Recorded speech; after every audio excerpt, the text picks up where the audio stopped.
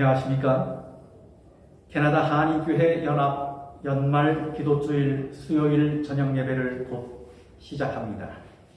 시작하기 전에 번잡했던 하루의 시간을 정리하고 마음을 주님께 구별하여 드리며 함께 찬양하시겠습니다. 706장 찬미하시겠습니다. 706장입니다.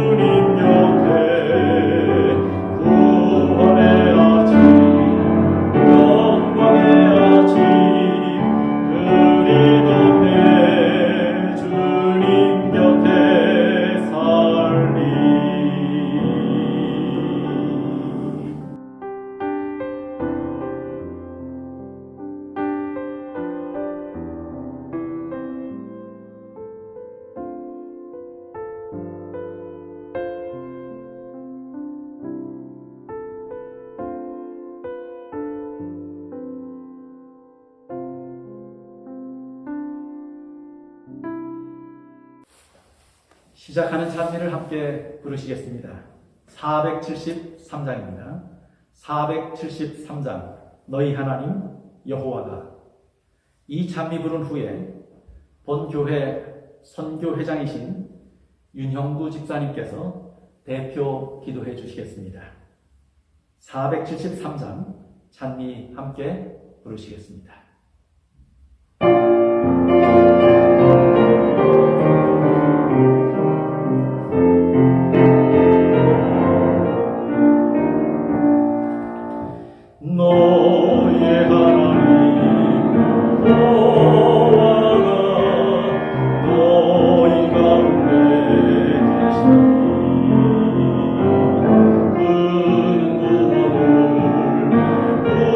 실 전능자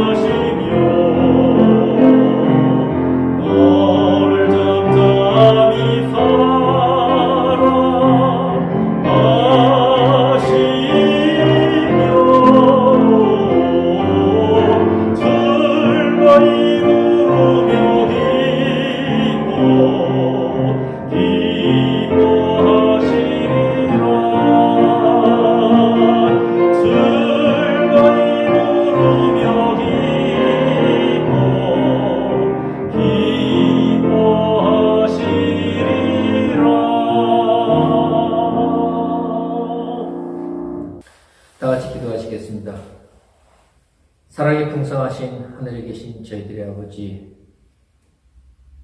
저희를 저희 있는 곳에서 지금껏 잘 인도해 주신 주님의 은혜 다시 한번 감사드립니다.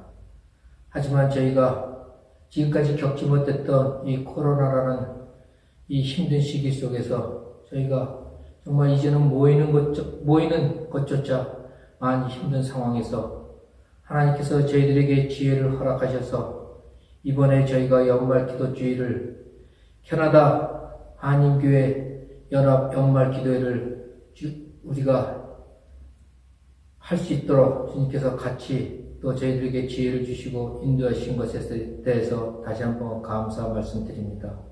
주님, 정말 저희가 이 세상 살아가는 것이 너무나 힘들고 우리가 우리가 좌절할 때가 있습니다. 주님, 이럴 때마다 주님 저희를 붙들어 주시고 또 특별히 연말 기도주의를 통해서 우리가 다시 한번 자신들을 돌아보고 우리를 주님께 더 헌신하는 귀한 시간이 될 수 있도록 주님이 크신 은혜 허락해 주셨기를 간절히 바라옵나이다. 특별히 이번 연말주의 특별 총 제목은 우리가 본향을 향하여입니다. 저희들 캐나다에 와서 사는 우리 많은 재림 성도들, 정말 어떤 목적으로들 어떤 이유로든 여기 와서 사는지 모르겠지만 정말 타국의 생활 많이 힘들 때가 있습니다. 이럴 때마다 우리가 오늘 이 연말 기도주일의 총 제목을 생각하면서 또 우리가 힘들 때마다 우리 믿음의 조상이신 아브라함이 또 역시 타국 생활을 할 때 그 힘든 타국 생활 속에서도 항상 주님을 의지하는 믿음의 선조가 됐던 것을 저희가 생각하고 이 연말 기도주일을 특별히 우리가 그 마음가짐으로 생각하고 준비하고 또 우리가 다시 저희 자신들을 주님께 헌신하는 귀한 시간 될 수 있도록 인도하셨기를 간절히 바라옵나이다. 또한 이 특별히 코로나 때문에 우리 많은 재림 성도들이 힘든 일을 겪지 않고 무사히 이 시기를 잘 지내서 정말 주님께서 우리와 함께 하시는 것을 우리가 알고 그 은혜 속에서 우리가 얼마나 정말 하나님의 은혜가 큰가를 다시 한번 경험하는 귀한 시간 될 수 있도록 인도하셨고 이 기도주일이 끝날 때는 저희가 정말 다시 한번 주님의 그 사랑 속에서 우리가 재림 성도된 기쁨을 배로 느끼는 귀한 시간 될 수 있도록 인도하셨기만을 바라며 사랑이 풍성하신 예수 이름으로 잠시 기도드리옵나이다. 안녕하십니까? 캐나다 중서부에 위치한 에드먼턴 교회를 섬기는 연재민입니다. 에드먼턴 교우님들과 함께 캐나다 전역에 계시는 교우 여러분들께 주님의 이름으로 문안 인사를 드립니다. 아울러 2020년도 캐나다 한인 교회 연합 연말 기도회에 참여하시는 여러분 모두를 환영합니다. 오늘도 이 저녁 시간에 말씀을 주실 분은 광주 서중앙교회 이정환 목사님이십니다. 오늘의 제목은 바르게 실천한 재림의 징조입니다. 성도 여러분 안녕하십니까? 먼저 하나님의 말씀 마태이 25장 1절에서 13절의 말씀을 봉독하도록 하겠습니다. 그때 천국은 마치 등을 들고 신랑을 맞으러 나간 10 처녀와 같다 하리니 그중 5은 미련하고 5은 슬기 있는 자라. 미련한 자들은 등을 가지되 기름을 가지지 아니하고 슬기 있는 자들은 그릇에 기름을 담아 등과 함께 가져갔더니 신랑이 더디 오므로 다 졸며 잘세. 밤중에 소리가 나되 보라 신랑이로다 맞으러 나오라 하매 이에 그 처녀들이 다 일어나 등을 준비할세. 미련한 자들이 슬기 있는 자들에게 이르되 우리 등불이 꺼져가니 너희 기름을 좀 나눠달라 하거늘 슬기 있는 자들이 대답하여 이르되 우리와 너희가 쓰기에 다 부족할까 하노니 차라리 파는 자들에게 가서 너희 쓸 것을 사라 하니 그들이 사러 간 사이에 신랑이 오므로 준비하였던 자들은 함께 혼인잔치에 들어가고 문은 닫힌지라. 그 후에 남은 처녀들이 와서 이르되 주여 주여 우리에게 열어주소서. 대답하여 이르되 진실로 너희에게 이르노니 내가 너희를 알지 못하노라 하였느니라. 그런즉 깨어 있으라. 너희는 그날과 그때를 알지 못하느니라. 저희는 지난 시간 바르게 정립한 재림의 징조라는 제목으로 말씀을 전하였습니다. 하나님의 영광의 왕국이 이 땅에 임하는 재림을 기다리는 성도들은 하나님의 은혜의 왕국이 저희들의 마음속에 건설되는 것이 최우선의 과제라는 사실을 말씀드렸습니다. 다시 한번 이 시간 하나님의 사랑의 주권이 저희를 온전히 통치하게 되길 간절히 소망합니다. 오늘 이 시간에는 재림의 징조 세 번째 말씀으로 바르게 실천한 재림의 징조라는 제목으로 말씀을 전하겠습니다. 예수님께서는 당신의 영광의 왕국이 이루어지는 재림의 징조를 계속해서 말씀하시면서 이 재림의 때에 확연히 구별된 두 부류의 사람들의 특징을 나타내는 세 가지의 비유를 연달아 전하십니다. 그 첫 번째가 열처녀의 비유이며 둘째가 달란트의 비유, 그리고 셋째가 양과 염소의 비유입니다. 이 세 가지의 비유의 공통점은 예수 그리스도의 재림이 이루어지면 같은 부류로 생각되었던 존재들이 두 부류의 존재들로 확연히 구별된다는 것입니다. 이제 오늘 시간부터 재림을 준비했던 존재들과 재림을 준비하는 것처럼 보였던 존재들의 차이점이 무엇인지 찾아보며 저희가 어떤 실천적 신앙인으로 서야 할지 성령의 지도하심 아래 저희들을 점검하고 바르게 실천하는 시간을 갖길 간절히 소망합니다. 열처녀 비유는 당시 유대인들의 결혼 풍습을 비유로 들어서 설명하고 계십니다. 저희는 이 시간 예수님의 이 열처녀 비유를 통해 주님께서 저희들에게 보이시고자 하신 당신의 뜻을 질문의 형식으로 답을 찾아가 보도록 하겠습니다. 열처녀 비유가 던지는 그 첫 번째 질문은 이것입니다. 신앙의 형식을 유지하는 내용물이 있는가입니다. 눈에 보이는 등이 그 기능을 발휘하기 위해서는 눈에 보이지 않는 등 안에 기름이 채워져 있어야 합니다. 인생의 많은 것이 형식과 내용으로 이루어져 있습니다. 결혼식이라는 것은 눈에 보이는 형식입니다. 이 눈에 보이는 형식을 진행하는 중요한 이유는 눈에 보이지 않는 두 남녀 간의 사랑의 내용물을 담아내기 위함입니다. 인생의 많은 형식들이 그렇게 탄생했던 것입니다. 눈에 보이지 않는 무엇인가를 담아내기 위해 눈에 보이는 형식이 만들어진 것입니다. 하나님은 사랑이십니다. 그 하나님의 사랑의 마음은 눈에 보이지 않습니다. 그래서 하나님께서는 그 사랑의 내용물을 담아내기 위해 꽃이라는 형식을 만들어내셨습니다. 빛을 만드시고 공기를 만드시고 바다를 만드시고 땅을 만드시고 식물을 만드시고 동물을 만드시고 에덴 동산을 만드셨습니다. 그리고 나아가 십자가의 죽음을 만드셨습니다. 저희 눈에 보이는 이 모든 만물이 하나님의 사랑을 담아내기 위한 틀이 되었던 것입니다. 신앙 또한 마찬가지입니다. 하나님의 놀라운 사랑에 대한 저희들의 사랑의 반응이 신앙입니다. 그래서 신앙 또한 주님을 향한 저희들의 사랑의 마음이 눈에 보이는 신앙의 형식을 만들게 됩니다. 그러므로 건강한 신앙은 형식과 내용의 조합으로 이루어져 있습니다. 저희가 예배하고 찬양하고 기도하고 봉사하는 신앙의 형식은 하나님을 사랑하는 마음이 있기 때문에 존재하는 것입니다.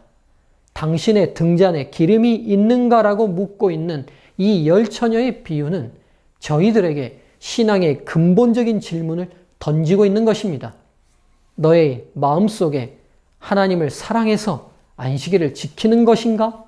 너희 마음속에 하나님을 사랑해서 예배를 드리고 있는 것인가? 너희 마음속에 하나님을 사랑해서 봉사하고 있는가? 하나님을 사랑하는 진실된 마음 없이 눈에 보이는 당신의 예배와 봉사가 이루어지고 있지 않는가?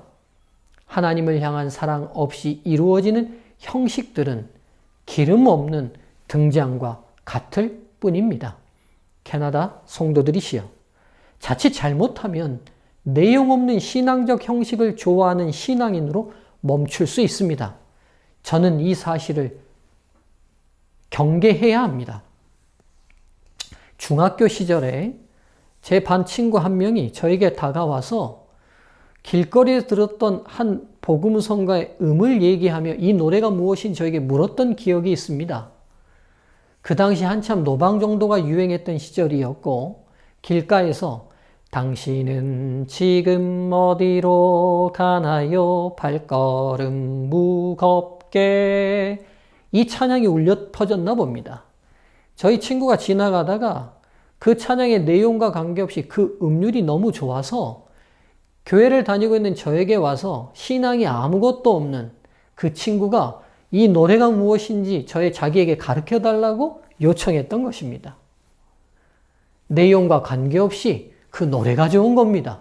그 노래가 말하고 있는 근본적인 방향성과 지점, 그리고 그 노래가 말하는 목적과는 아무 관계없이 그냥 그 노래의 음률이 좋았던 것입니다.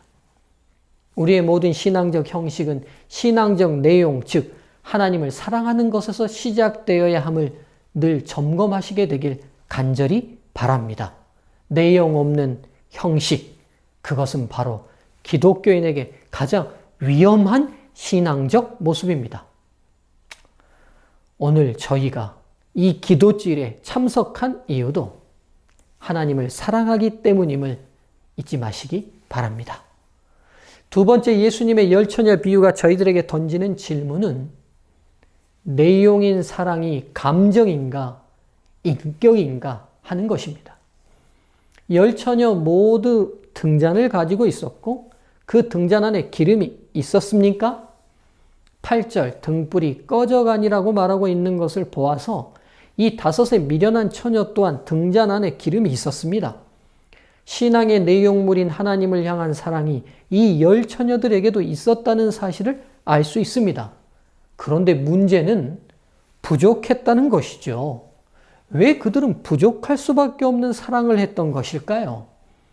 바로 사랑이 감정의 단계에 머물러 있었기 때문입니다. 감정은 외부적 환경의 조건에 따라 언제든지 바뀔 수 있습니다. 여러분, 날씨가 좋으면 저희 기분이 좋지 않습니까? 날씨가 흐리면요, 또 우울하잖아요. 왜죠? 감정이 외부 환경에 따라 변하기 때문입니다. 지금 이 열 처녀들이 신랑을 기다리고 있는 외부 환경이 자신들이 기대하고 생각하던 것과는 완전히 다른 상황으로 변하고 있습니다. 적당한 시간에 와야 하는데 신랑이 오지 않습니다. 그리고 밤중이 되어서 자신들이 졸음을 견딜 수 없을 만큼 늦은 시간이 되어버렸습니다. 일교차가 심한 이스라엘에서 밤중은 단순히 어두울 뿐만 아니라 추위의 고통도 병행되는 시간입니다. 이 미련한 처녀들은 이런 환경과 상황에 변화되는 시간까지 견딜 수 있는 기름은 없었습니다. 환경과 상황의 변화에 대응하고 견딜 수 있는 사랑이 준비되어 있지 않은 것입니다. 환경이 좋거나 상황이 되면 표현되는 사랑만 가지고 있었던 것이죠. 즉, 감정적 사랑에 멈춰 있었던 것입니다. 분위기에 따라 얼마든지 바뀔 수 있는 사랑을 하고 있었던 것이죠. 그렇다면 지혜로운 다섯 처녀들이 가졌던 환경과 상황의 변화에도 견딜 수 있었던 기름은 어떤 사랑일까요? 바로 하나님을 향한 사랑이 그 인격이 되고 품성이 된 것입니다. 이해를 돕기 위해 이렇게 설명을 드려보겠습니다. 어떤 자질이 품성이 되었다는 것은 이런 의미가 됩니다. 정직한 인격을 가진 사람이 있습니다. 정직하다는 품성은 자신이 정직하게 행동했을 때 그것이 유익이 될 수도 있고 자신에게 손해가 될 수도 있습니다. 그렇지만 정직이 인격과 품성이 된 사람은 그 조건 여하에 관계없이 정직을 실천합니다.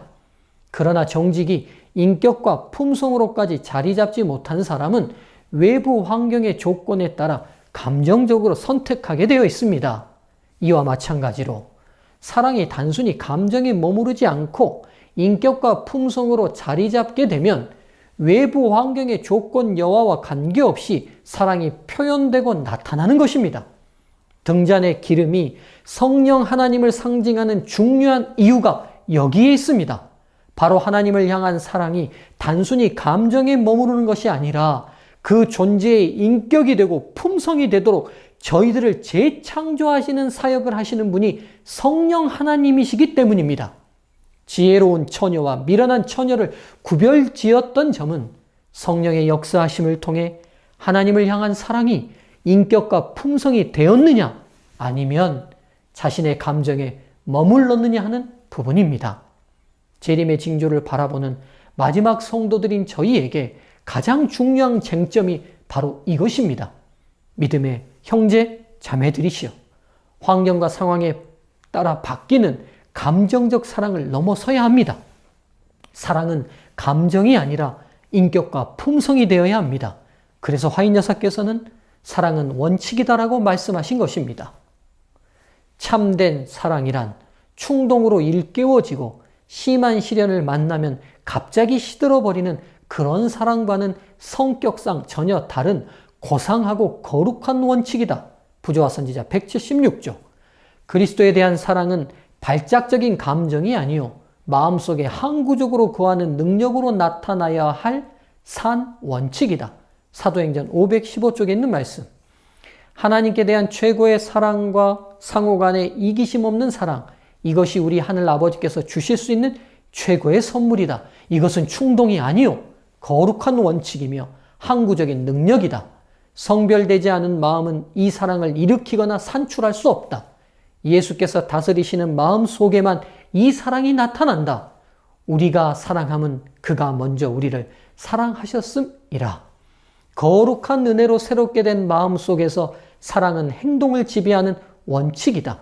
이것은 품성을 수정하고 충동을 지배하고 감정을 억제하고 애정을 고상하게 한다. 마음속에 간직된 이 사랑은 생활을 유쾌하게 하고 주위에 있는 모든 사람에게 품위 있는 감화를 끼친다. 사도행전 551쪽에 있는 말씀. 사랑은 순결하고 거룩한 원칙이다. 증언보감 1권 268쪽에 있는 말씀. 하나의 원칙, 법칙과 공식처럼 모든 상황과 조건에 대비해도 동일한 답을 얻어내는 것과 같은 원리인 것입니다. 이럴 때는 사랑했다가 저럴 때는 사랑하지 않는 감정적 사랑은 재림의 시기까지 결코 견딜 수 없습니다. 이 사역을 위해 성령의 임재와 역사하심을 간절히 간구해야 합니다. 이것이 진정한 재림의 준비입니다. 세 번째, 이 열처녀 비유가 던지는 질문입니다. 사랑의 인격은 공유될 수 있는가? 입니다. 8절과 9절에서 부족한 기름을 보충하기 위해 미련한 처녀들이 슬기 있는 처녀들에게 나눠줄 것을 요청합니다. 성령께서 창조하신 사랑의 품성은 나눠줄 수도 함께 공유할 수도 없다는 사실을 이 비유는 분명히 하고 있습니다. 하나님께서는 자녀만 있지 손자가 없다는 말이 있습니다. 하나님과 내 자신의 관계에서 나를 대신하는 대리인을 세울 수 없으며 직접적이고 개인적인 관계라는 의미의 말씀입니다. 마지막으로 이 비유가 던지는 질문은 사랑의 인격은 언제 형성되는가? 입니다. 13절, 그런즉 깨어있으라. 너희는 그날과 그때를 알지 못하느니라. 이 비유를 마치며 또 하나의 중요한 명령을 남깁니다. 재림의 징조를 설명하시면서 시간에서의 타이밍을 굉장히 반복적으로 강조하고 계십니다. 마태 24장 42절, 그러므로 깨어있으라. 어느 날에 너희 주가 임할는지 너희가 알지 못함이니라. 마태 24장 44절, 이러므로 너희도 준비하고 있으라. 생각하지 않은 때에 인자가 오리라. 시간의 적시성이라는 것이 있습니다. 밥을 먹어야 할 적합한 시간이 있습니다. 이런 시간의 적시성을 저희는 쉽게 타이밍이라고 말합니다. 12시에 식사 시간의 타이밍을 지키려면 미리 준비가 필요합니다. 그런데 분명히 이루어질 일이긴 하지만 그 시간을 알 수 없을 때, 그 정확한 타이밍을 알 수 없을 때의 준비는 어떻게 해야 하나요? 그렇습니다. 바로 지금 준비하면 됩니다. 언제든지 준비된 삶이 되면 이루어질 시간의 정확한 타이밍을 알지 못한다 할지라도 지금 준비하는 바로 그 시간이 가장 정확한 타이밍이 됩니다. 오늘 지금의 중요성을 열처녀 비유는 강력하게 증거하고 있습니다. 재밌는 이야기 하나 할까요? 한 남편이 회사에서 외부 강사를 초청하여 강의를 듣고 있었습니다. 근데 그 강사가 한참 이야기를 하다가 강의의 내용 중에 사람에게 가장 중요한 3가지 금이 있다라고 얘기를 합니다. 첫 번째 황금, 두 번째 소금, 그리고 지금. 이 남편이 이 3가지 중요한 금, 황금, 소금, 지금이라는 말을 듣고 감동을 받았어요. 그래서 아내에게 문자로 이 중요한 강의 내용을 함께 공유하고자 보냅니다. 여보, 내가 오늘 강사에게 인생에서 가장 중요한 3가지 금을 들었는데 황금, 소금, 지금이래. 그 글을 보고 아내가 바로 남편에게 답장을 보냅니다. 답장에는 나에게 가장 중요한 3가지 금은 현금, 지금, 입금 이렇게 보냅니다. 다시 남편이 바로 그 문자를 보고 답장을 합니다.